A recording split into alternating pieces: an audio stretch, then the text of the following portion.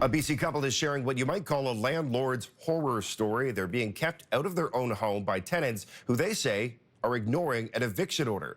CTV's John Woodward reports on a case where the government's effort to protect tenants during the pandemic may have gone too far.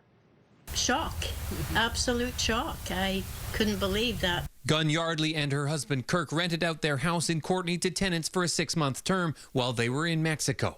The problem started early on. It was a short-term rental and a signed agreement that they would move out on such and such a date and they would pay certain things. And they did none of that. Back in March, the Yardleys won an order of possession to evict the tenants. But when they got to town, they discovered the tenants are still living in their house and won't leave.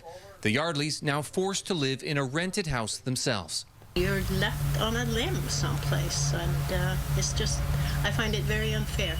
Evictions in BC are banned right now, except for cases of extreme property damage or when someone's safety is at risk. Where's the lights in the toilet? Some landlords believe those rules are being exploited by people who never intended to pay in the first place.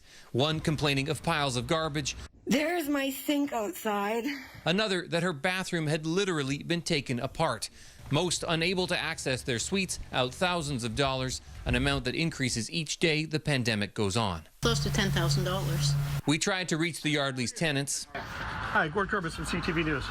Oh, I'm not interested. After that, CTV News got an email saying the tenants were actively trying to find a place in a difficult market before the COVID-19 pandemic made it essentially impossible to do so. Even though the Yardleys were able to find a place to rent quickly, the BC government says it's exploring solutions, warning that as BC restrictions lift, tenants will have to pay what they owe. John Woodward, CTV News, Vancouver.